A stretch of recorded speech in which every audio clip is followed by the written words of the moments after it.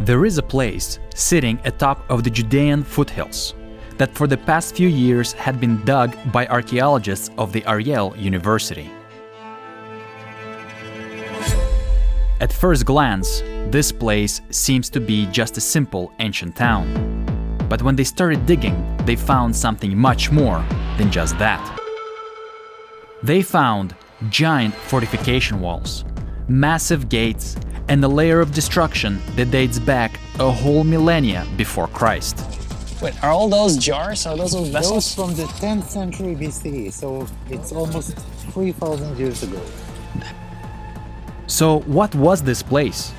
Why did they construct these giant walls? Why did they need fortification on top of this hill? And more importantly, why was it destroyed? To answer these questions, Rhoda and I are en route to the site to meet with the archaeological team.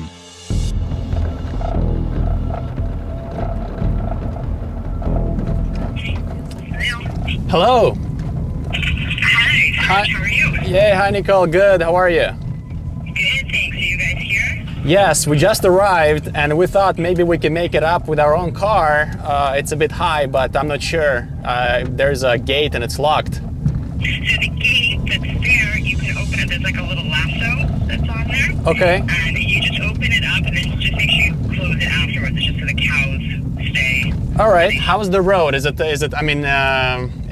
terrible or? It's a mix. It's a mix. Okay. All right. We'll give it a try. We'll give it a try. I'm glad you guys are here. We're excited. We'll see you up there. I'll see you in a second. Bye-bye. Bye-bye. All right. So there's the gate that you said that I need to open.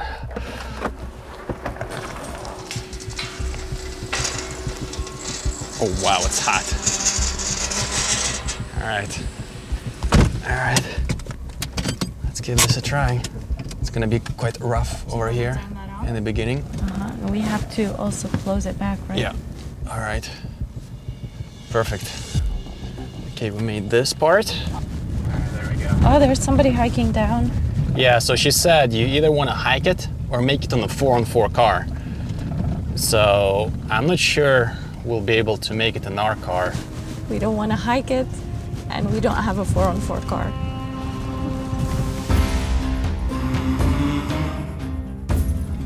All right, we're doing good. We're doing good. Okay, it's not that bad at all, actually, so far.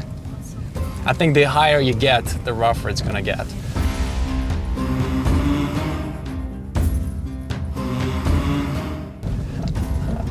I tell you what, though, I really am enjoying this. I bet you are. Oh, Oh gosh, babe. golly. There we go. We're almost here. Oh gosh. Woo! There we go. We've made it. Hello? Hey, you guys. Hey! If you want to squeeze in Yeah. here where everyone's, if worst case, you'll move the car if someone. All right, sounds good. Okay.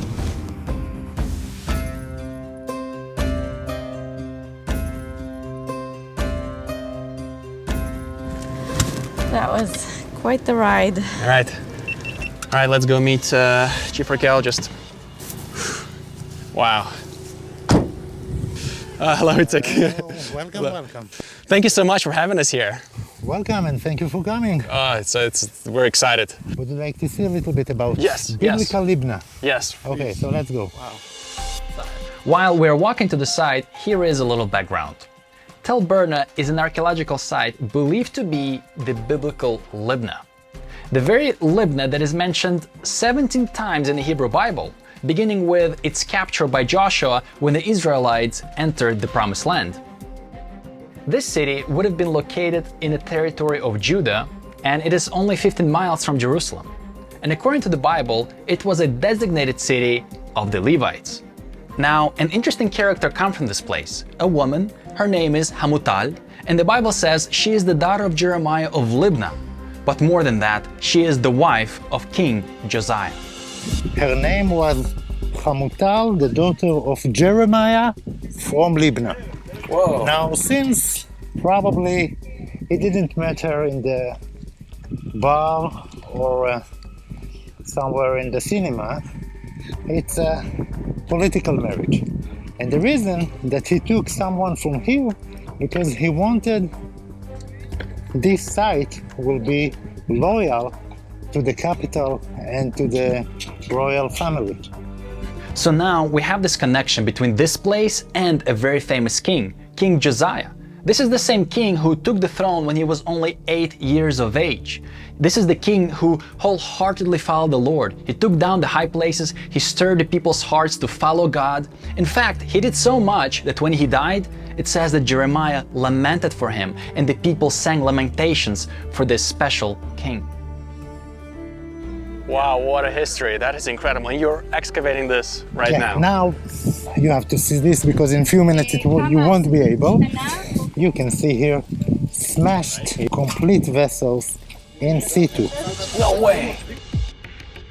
So it happens to be that Rhoda and I arrived here on the very last day of their dig for the season, which is actually a good thing for us because by now they've dug to a very deep level and we get to see a layer of destruction of very high magnitude. And this is for example, Aaron, show them, this is the roof that smashed this vessel. So it fell down and smashed the complete storage yard that you can see there. What they're finding here is complete carnage. Pottery vessels smashed still in situ, dating back to 3,000 years ago. Wait, are all those jars, are those vessels? Those from the 10th century BCE, so it's almost 3,000 years ago. Here, come. You can see complete smashed vessels. Why you just found that? Yeah. That's unbelievable. But it's not only that the pottery vessels are smashed here, they're also finding thick layer of ash and even burnt botanical remains. You see what they just found? You're finding actual seeds here. Yeah, so you can see, this is the lentil. Wow, I see it. And they're dating to Iron Age, biblical, yeah. So let's say this is more or less, if we take the Bible, this is more or less the time of Rehoboam, king of Judah. So the question remains, who could have caused this level of destruction and why? The destruction, as I said, it's late 10th century BCE, which may, I'm not sure, relate to Shishak, king of Egypt, also mentioned in the Bible. So while the name of the one who has caused this is not exactly written in stone, the timing of the destruction seems to match the events described in the Bible. When Shishak, king of Egypt, came to destroy Jerusalem, which is just a few miles away. And this is not the only layer of destruction they're finding. They've also previously found layer of destruction dating to the 8th century, to the time of King Hezekiah.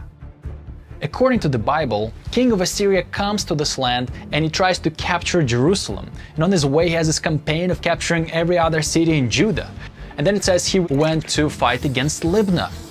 And this is the same story that God mentions that Hezekiah cries out to the Lord and then the Lord destroys 185,000 of Assyrian soldiers in a single night.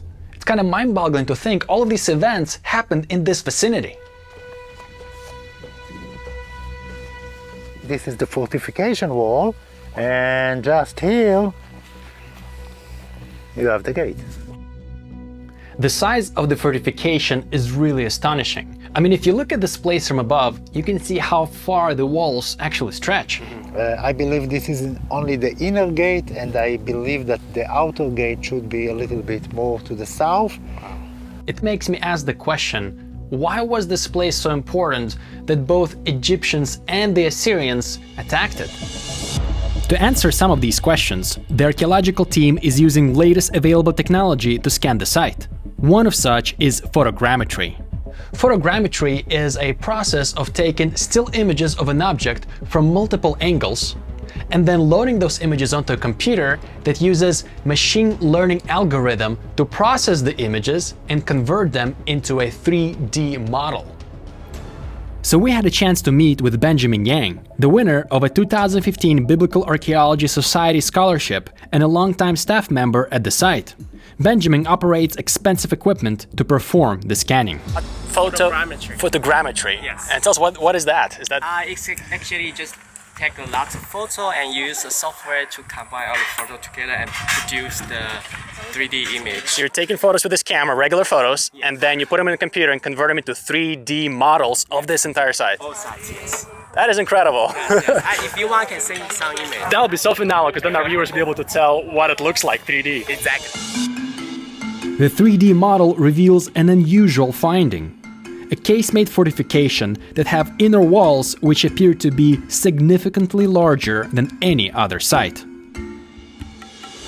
This is a casement wall. A casement wall is based on two parallel walls. This is the outer wall and this is the inner wall. And in between, small walls that connect them, and you get all kinds of small rooms like this one. And this is what we call a casemate. Each room is a casemate.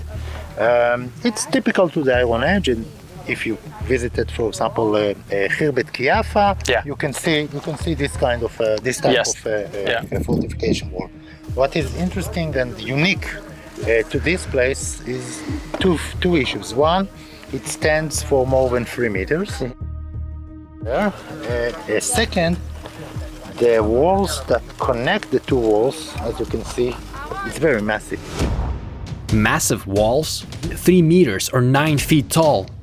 Could it be that they've built this fortification because they've been attacked before?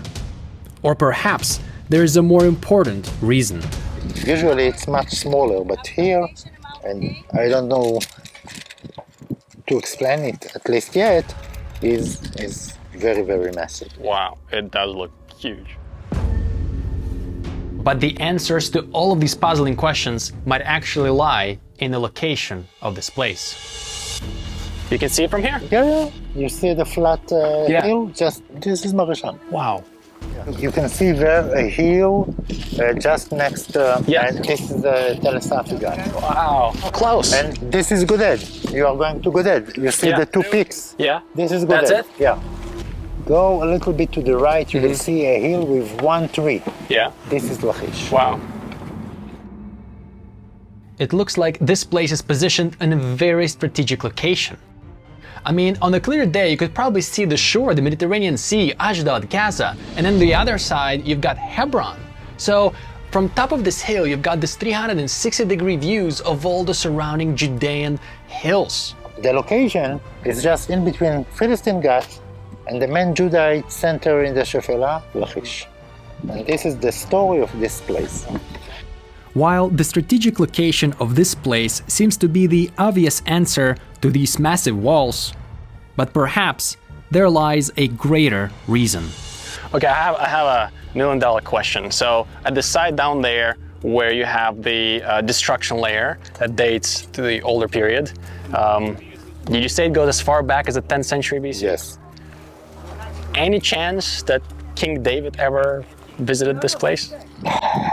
First, what we have there, it's late 10th century BC. So, as I said, it's not even Solomon. It's if it will take the biblical narrative, it's like let's say Rehoboam or something like this.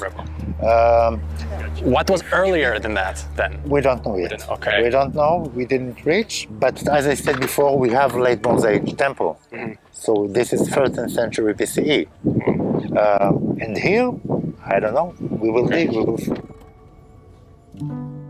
So could it be that the reason for these massive walls, the fortifications, and all of the destructions still lie buried deeper in the ground? Maybe.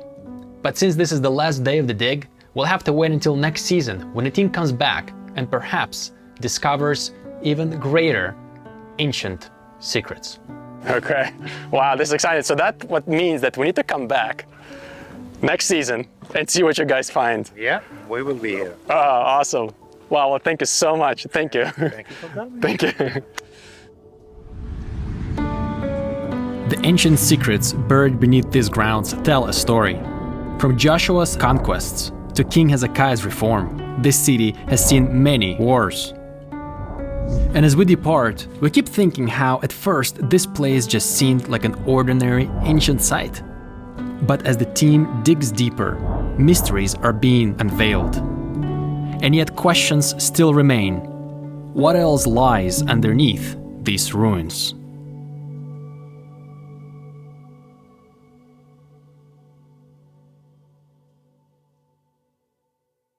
guys, so we really hope you enjoy this Libnah episode, Tel Burna. It is, we were fascinated just to be here and hear everything that's been found, the process, and we can't wait to come back here, hopefully next year, and see what else they find. If they go down even deeper, maybe it's the time of Solomon, maybe time of King David. Yeah.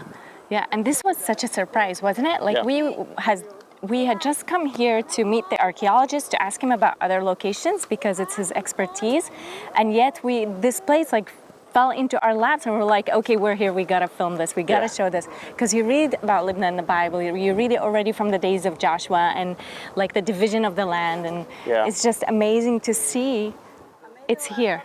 Yeah. So we really hope you enjoyed this, guys, and we hope to see you next time. Until then, God bless you.